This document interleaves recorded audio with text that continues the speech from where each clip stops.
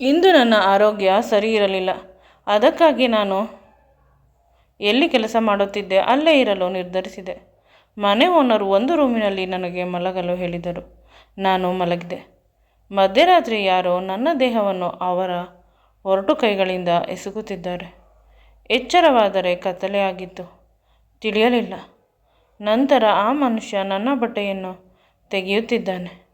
ಆಗ ನಾನು ದೂರ ತಳ್ಳಿ ತುಂಬ ಪ್ರಯಾಸದಿಂದ ಲೈಟನ್ನು ಹಾಕಿದೆ. ಆಗ ತಿಳಿಯಿತು, ಅದು ನಾನು ಕೆಲಸ ಮಾಡುತ್ತಿದ್ದ ಮನೆಯ ಡ್ರೈವರ್. ಅವನಿಗೆ ಮುಜುಗರವಾದರೂ ನನ್ನ ದೇಹವನ್ನು ಚುಂಬಿಸುವುದನ್ನು ಬಿಡುತ್ತಿಲ್ಲ. ನಾನು ಬೇಡ ಅಂತ ಹೇಳಿದರು ಅವನು ಅವನಿಗೆ ಬೇಕಾದ ಕೆಲಸವನ್ನೇ ಮಾಡುತ್ತಿದ್ದಾನೆ. ನನ್ನ ದೇಹವನ್ನು ಆಕ್ರಮಿಸುತ್ತಿದ್ದಾನೆ. ಬೆತ್ತಲಾದ ಎರಡು ದೇಹಗಳು ಒಂದಾಗುತ್ತಿವೆ. ಆಗ ಆ ಡ್ರೈವರ್ ನನ್ನ ಕಿವಿಯಲ್ಲಿ ಹೇಳಿದ ಮಾತನ್ನು ಕೇಳಿ ನಾನು ಬೆಚ್ಚಿದೆ. ಅದೇನೆಂದರೆ, ನನ್ನ ಹೆಸರು ಪವಿತ್ರ, ಅಪ್ಪ ಅಮ್ಮನ ಮುದ್ದಿನ ಮಗಳು. ಆದರೆ ನಾನು ಹೈಸ್ಕೂಲ್ಗೆ ಬಂದಾಗ ಅಪ್ಪನ ಬಿಸ್ನೆಸ್ಸಲ್ಲಿ ಲಾಸ್ ಆಗಲು ಶುರುವಾಯಿತು. ಆಗ ನನ್ನನ್ನು ವಿಧಿಯಿಲ್ಲದೆ ನನ್ನ ಸೋದರತೆಯ ಮನೆಗೆ ಕಳಿಸಿದರು. ಅಮ್ಮ ಅಳುತ್ತಿದ್ದಳು. ಬೇಡ, ನಾನೇ ಮನೆ ಕೆಲಸ ಮಾಡಿ ನನ್ನ ಮಗಳನ್ನು ಸಾಕುತ್ತೇನೆ ಅಂತ. ಆದರೆ ಬಿಸ್ನೆಸ್ ಲಾಸ್ ಆಗಿದ್ದರಿಂದ ಅಪ್ಪ ಸ್ವಲ್ಪ ಮೂಡಿ ಆಗಿದ್ದರು. ಆದ್ದರಿಂದ ಅಮ್ಮ 3 ಹೊತ್ತು ಅಪ್ಪನ ಜೊತೆ ಇರಬೇಕಾಗಿತ್ತು. ನನ್ನ ಕಡೆ ಗಮನ ಹರಿಸಲು ಅವಳಿಗೆ ಸಾಧ್ಯವಾಗುತ್ತಿರಲಿಲ್ಲ. ಈ ಸಂದರ್ಭದಲ್ಲಿ ನಾನು ಅತ್ತೆ ಮನೆಯಲ್ಲಿ ಇರುವುದು ಸೂಕ್ತ ಅಂತ ನಾನೇ ಅತ್ತೆ ಮನೆಯನ್ನು ಆರಿಸಿಕೊಂಡೆ. ಅಮ್ಮನ ಮನೆಯ ಸಂಬಂಧಿಕರು ನಾನು ಹೋದರೆ ಅಮ್ಮನನ್ನು ಬೈಯುತ್ತಾರೆ. 2 ದಿನ ಚೆನ್ನಾಗಿ ನೋಡಿಕೊಳ್ಳುತ್ತಾರೆ. ನಂತರ ನನ್ನ ಅಮ್ಮನ ಗುಣಗಾನವನ್ನು ನನ್ನ ಮಾಮನ ಹೆಂಡತಿ ಮಾಡುತ್ತಿರುತ್ತಾಳೆ. ಏನೆಂದರೆ, ಅಮ್ಮ ಶ್ರೀಮಂತರ ಮನೆಯ ಹೆಣ್ಣು ಮಗಳು, ಒಬ್ಬಳೆ ಮಗಳು. ಅವಳನ್ನು ವಿದೇಶದಲ್ಲಿ ಇರುವ ಹುಡುಗನಿಗೆ ಕೊಟ್ಟು ಮದುವೆ ಮಾಡಬೇಕು ಅಂತ ಯೋಚಿಸಿದರೆ, ಅಮ್ಮ ತಾತನ ಫ್ಯಾಕ್ಟರಿಯಲ್ಲಿ ಕೆಲಸ ಮಾಡುವ ಒಬ್ಬ ಕಾರ್ಮಿಕರನ್ನು ಪ್ರೀತಿಸಿ ಅವನ ಜೊತೆ ಓಡಿ ಹೋದಳು. ಇದರಿಂದ ತಾತನ ಆರೋಗ್ಯ ಹಾಳಾಯಿತು. ಅವರು ಹಾಸಿಗೆ ಹಿಡಿದರು. ಅಮ್ಮನಿಗೆ ತಾಯಿ ಮನೆ ಸಂಪೂರ್ಣವಾಗಿ ಕಿತ್ತು ಹೋಗಿತ್ತು. ಈಗ 3-4 ವರ್ಷದಿಂದ ತಾತನ ಮನೆಗೆ ಹೋಗುವುದು. ಅಮ್ಮ ಹೋಗಲು ಶುರು ಮಾಡಿದ ದಿನದಿಂದ ತಾತನ ಆರೋಗ್ಯ ಸರಿ ಹೋಗಿದೆ. ಅತ್ತೆಗೆ ಭಯ, ಎಲ್ಲಿ ತಾತ ಸಿಂಪತಿಯಿಂದ ಎಲ್ಲ ಆಸ್ತಿಯನ್ನು ಅಮ್ಮನ ಹೆಸರಿಗೆ ಬರೆದು ಬಿಡುತ್ತಾರೆ. ಎಲ್ಲ ಬೇಡ, ಇರುವುದರಲ್ಲಿ ಸಾಸಿವೆ ಕಾಳಷ್ಟು ಕೊಟ್ಟರೂ ಕೂಡ ಅತ್ತೆಗೆ ಇಷ್ಟವಾಗುವುದಿಲ್ಲ. ಅದಕ್ಕೆ ಮಾಮನ ಕಿವಿಯನ್ನು ಊದಿ ಊದಿ ಯಾವಾಗಲೂ ಅಮ್ಮನನ್ನು ಬಯಸುತ್ತಾಳೆ. ಮಾಮನ ಹೆಂಡತಿಯ ಪ್ರಕಾರ ಅಮ್ಮ ಶ್ರೀಮಂತರ ಮನೆ ಹುಡುಗನನ್ನು ಮದುವೆಯಾಗಿದ್ದರೆ ಇಲ್ಲಿ ಆಸ್ತಿಗೆ ಬರುತ್ತಿರಲಿಲ್ಲ. ಈಗ ನಾವು ಕೊಡಬೇಕು ಅನ್ನುವುದು. ಇದನ್ನು ಅರಿತ ಅಪ್ಪ ಅಮ್ಮ ಆದಷ್ಟು ಅವರಿಂದ ದೂರವಿದ್ದರು. ತಾತನಿಗೆ ಮತ್ತು ಅಜ್ಜಿಗೆ ಬೇಜಾರಾಗಬಾರದು ಅಂತ ಅಲ್ಲಲ್ಲೇ ಹೋಗುವುದು. ಈಗ ಏನಾದರೂ ನಾನು ಪರ್ಮನೆಂಟ್ ಅವರ ಮನೆಯಲ್ಲಿ ಇರಲು ಹೋದರೆ ಅತ್ತೆ ಅಷ್ಟೇ, ನನಗೆ ಊಟ ಹಾಕುವುದಿಲ್ಲ.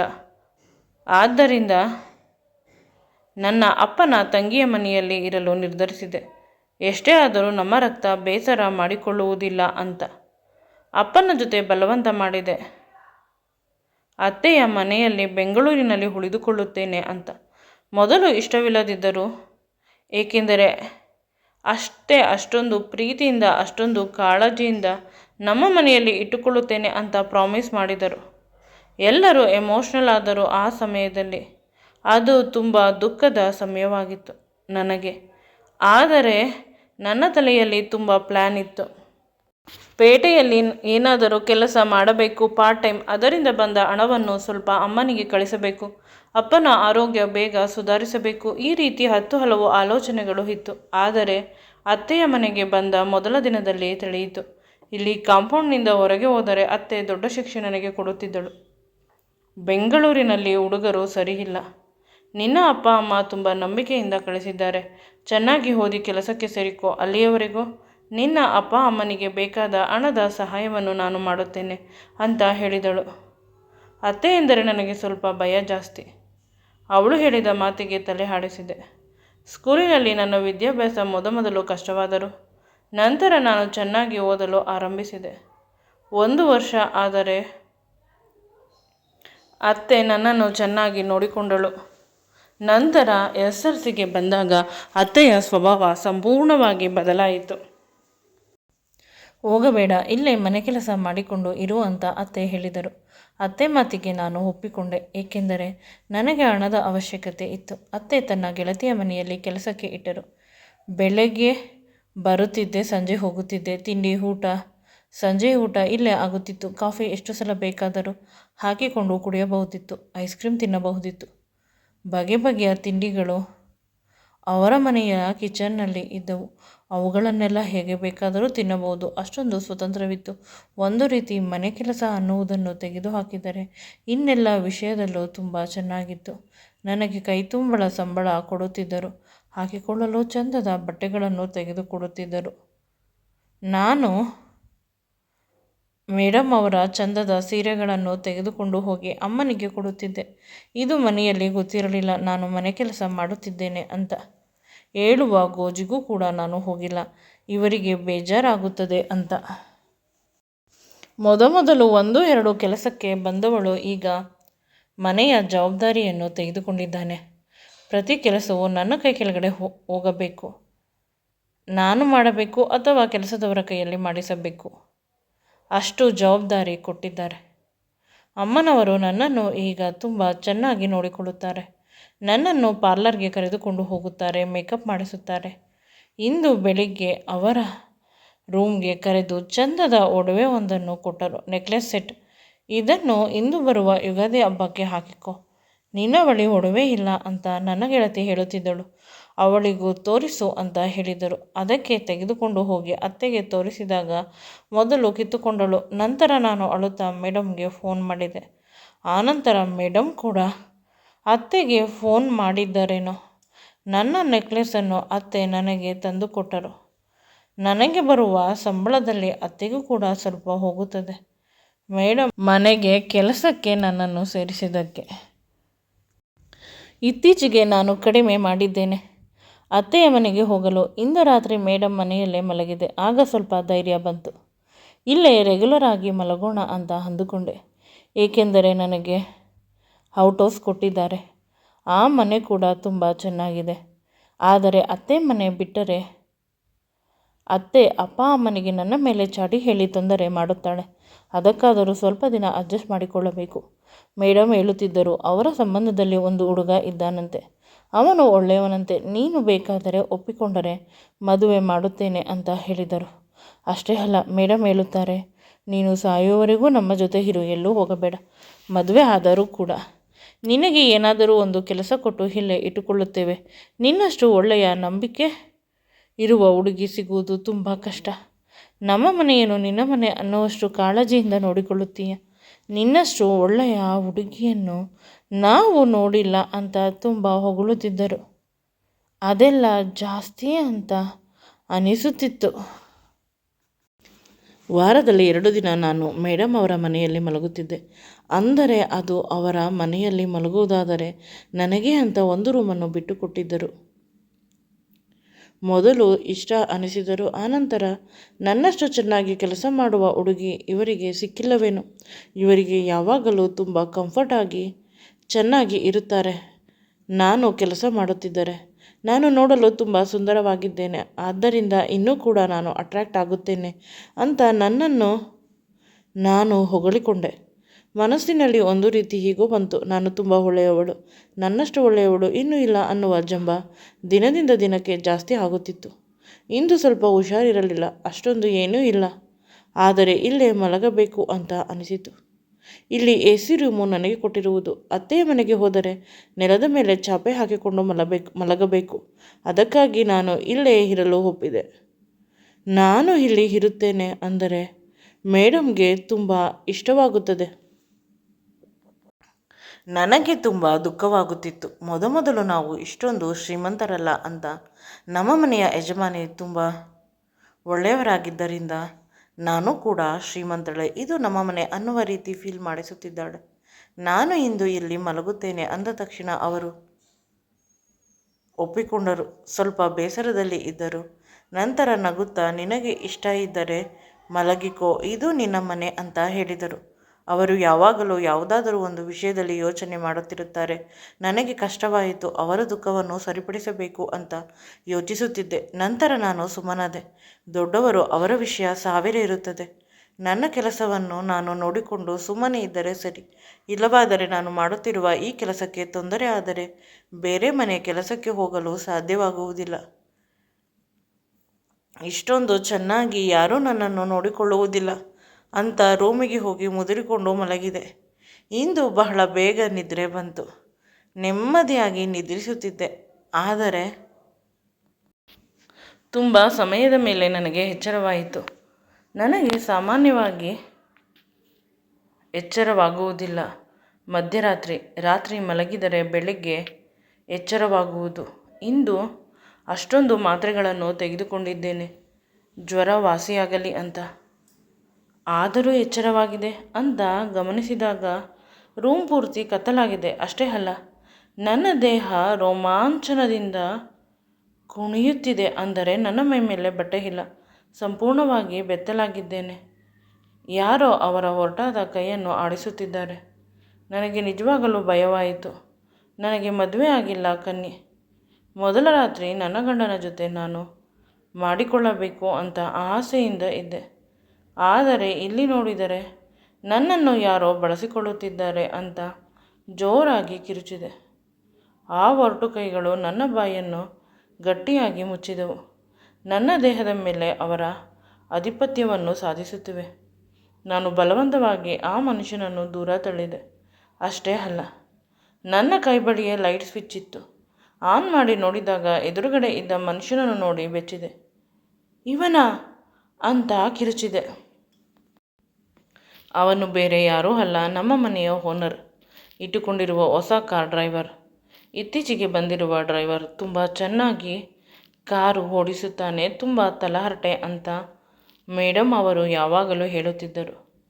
ಆಕಾಶ ತಲೆ ಮೇಲೆ ಬಿದ್ದಂತೆ ಆಯಿತು. ಭೂಮಿ ಕುಸಿದಂತೆ ಆಯಿತು. ಜೋರಾಗಿ ಅಳುತ್ತಿದ್ದೇನೆ. ಅವನು ನನ್ನನ್ನು ಗಟ್ಟಿಯಾಗಿ ತಬ್ಬಿಕೊಂಡ. ನಾನು ಭಯದಿಂದ ಅಲ್ಲೇ ಇದ್ದ ನನ್ನ ಬಟ್ಟೆಯನ್ನು ಹಾಕಿಕೊಂಡು ನನ್ನ ದೇಹವನ್ನು ಕವರ್ ಮಾಡಿಕೊಂಡೆ ಸಂಪೂರ್ಣವಾಗಿ. ಅವನು ಇದೆಲ್ಲ ಮಾಡುವ ಅಧಿಕಾರ ನಿನಗೆ ಕೊಟ್ಟಿದ್ದು ಯಾರು? ನೀನು ಯಾರು? ನನ್ನನ್ನು ಎಷ್ಟು ಧೈರ್ಯದಿಂದ ಮುಟ್ಟಿದ್ದೀಯ ಅಂತ ನನ್ನ ಕೈಗೆ ಸಿಕ್ಕಿದ ಸಾಮಾನುಗಳನ್ನು ತೆಗೆದುಕೊಂಡು ಅವನ ಬಳಿ ಎಸೆಯುತ್ತಿದ್ದೆ. ಒಂದು ಫ್ಲವರ್ ವಾಸ್ ಅವನ ಮುಖದ ಮೇಲೆ ಬಿದ್ದಿದ್ದರಿಂದ ಅವನ ಮುಖದಿಂದ ರಕ್ತ ಧಾರಾಕಾರವಾಗಿ ಸುರಿಯುತ್ತಿತ್ತು. ನನಗೆ ತುಂಬ ದುಃಖವಾಯಿತು. ಇಷ್ಟೊಂದು ನನಗೆ ನೋವು ಮಾಡುವ ಅಧಿಕಾರ ಅವನಿಗೆ ಯಾರು ಕೊಟ್ಟಿದ್ದು ಅಂತ ಅನಿಸಿದರು. ಅವನ ಮುಖದಿಂದ ರಕ್ತ ಬರುತ್ತಿತ್ತು. ಅದು ನನ್ನಿಂದ ಆಯಿತು. ದುಃಖವಾಯಿತು. ಅವನು ನನಗೆ ಇನ್ನೂ ತೊಂದರೆ ಮಾಡಿದರೆ ಅಂತ ಭಯದಿಂದ ಕುಳಿತ. ಆದರೆ ಅವನ ಮುಖದಲ್ಲಿ ಕೋಪ ಇರಲಿಲ್ಲ, ಕರುಣೆ ಇತ್ತು. ಅವನು ಮಾಡಿದ್ದ ತಪ್ಪು ಅವನಿಗೆ ಅರಿವಾಗಿದೆ ಅಂತ ಅಂದುಕೊಂಡೆ. ಅಷ್ಟರಲ್ಲಿ ರೂಮಿನ ಬಾಗಿಲನ್ನು ಮೇಡಮ್ ಅವರು ತುಂಬ ಜೋರಾಗಿ ಹೊಡೆಯುತ್ತಿದ್ದಾರೆ. ನಾನು ನಿನ್ನ ಮೇಲೆ ಕಂಪ್ಲೇಂಟ್ ಕೊಡುತ್ತೇನೆ, ನಿನ್ನನ್ನು ಕೆಲಸದಿಂದ ತೆಗೆಸಿ ಹಾಕುತ್ತೇನೆ ಅಂತ ಹೇಳಿದೆ. ಆಗ ಆ ಹುಡುಗ ನನ್ನ ಕಾಲನ್ನು ಹಿಡಿದುಕೊಂಡ. ನಿನ್ನ ಕಣ್ಣಿಗೆ ಕಾಣಿಸುವುದಿಲ್ಲ, ನನ್ನನ್ನು ಕ್ಷಮಿಸು ಅಂತ ಕೇಳಿದ. ನನಗೆ ಗೊಂದಲವಾಯಿತು. ಮೇಡಮ್ ಬಳಿ ಏನು ಹೇಳಬೇಕು ಅಂತ ತಿಳಿಯದೆ ಯಾವುದೋ ಸುಳ್ಳನ್ನು ಹೇಳಿ ರೂಮಿನೊಳಗೆ ಹೋಗಿ ಮಲಗಿದೆ. ರೂಮಿನಿಂದ ಹೊರಗೆ ಹೊರಟು ಹೋಗಿದ್ದೆ. ನೆಮ್ಮದಿಯಾಗಿ ನಿದ್ರೆ ಮಾಡಲು ಸಾಧ್ಯವಾಗುತ್ತದೆ. ಇನ್ನು ನಾನು ಯಾರನ್ನು ಮದುವೆ ಆಗಲಿ? ಯಾರು ನನ್ನನ್ನು ಮದುವೆ ಆಗುತ್ತಾರೆ? ಇವರು ನೋಡಿದರೆ ನನ್ನ ಜೊತೆ ಈ ರೀತಿ ಮಾಡಿದ್ದಾನೆ ಅಂತ ಬಿಕ್ಕಿ ಬಿಕ್ಕಿ ಅಳುತ್ತಿದ್ದೆ. ಹೆಣ್ಣು ಮಕ್ಕಳು ಅಂದರೆ ಪ್ರತಿಯೊಬ್ಬರಿಗೂ ಆಟದ ಸಾಮಾನು. ಅಷ್ಟರಲ್ಲಿ ನನ್ನ ಫೋನ್ಗೆ ಮೆಸೇಜ್ ಬಂತು. ಮೇಡಮ್ ಮೆಸೇಜ್ ಕಳಿಸಿದ್ದರು, ಬೆಳಿಗ್ಗೆ ನಿನ್ನ ಜೊತೆ ಒಂದು ಇಂಪಾರ್ಟೆಂಟ್ ವಿಷಯ ಮಾತನಾಡಬೇಕು ಅಂತ. ನನಗೆ ಇನ್ನೂ ಭಯವಾಯಿತು. ಮೇಡಮ್ಗೆ ಏನಾದರೂ ಈ ವಿಷಯ ಗೊತ್ತಾಗಿರಬಹುದು ಅಂತ. ಬೆಳಿಗ್ಗೆ ಬೇಗ ಎದ್ದು ಸ್ನಾನ ಮಾಡಿ ಬೇರೆ ಬಟ್ಟೆಯನ್ನು ಹಾಕಿದೆ. ರಾತ್ರಿ ಹಾಕಿದ್ದ ಬಟ್ಟೆಯನ್ನು ಡಸ್ಟ್ಬಿನ್ಗೆ ಎಸೆದೆ. ಇನ್ನು ಹೊಸ ಜೀವನ ಬದುಕಬೇಕು, ಇದೆಲ್ಲವನ್ನು ಕೆಟ್ಟ ಕನಸು ಅಂತ ಮರೆಯಬೇಕು ಅಂತ ನನಗೆ ನಾನೇ ಹೇಳಿದೆ. ಹೊರಗೆ ಹೋದಾಗ ಮೇಡಮ್ ನನಗಾಗಿ ಕಾಯುತ್ತಿದ್ದರು. ನಾನು ಯಾವಾಗಲಿಗಿಂತ ಬೇಗ ಎದ್ದು ರೆಡಿಯಾಗಿದ್ದೇನೆ. ನನಗಿಂತ ಮುಂದೆ ಮೇಡಮ್ ಎದ್ದು ರೆಡಿಯಾಗಿದ್ದಾರೆ. ಮೇಡಮ್ ಬಳಿ ಹೋದಾಗ ಮೇಡಮ್, ನಿನ್ನ ಕಣ್ಣು ಕೆಂಪಾಗಿದೆ, ರಾತ್ರಿ ನಿದ್ದೆ ಮಾಡಿಲ್ಲವಾ?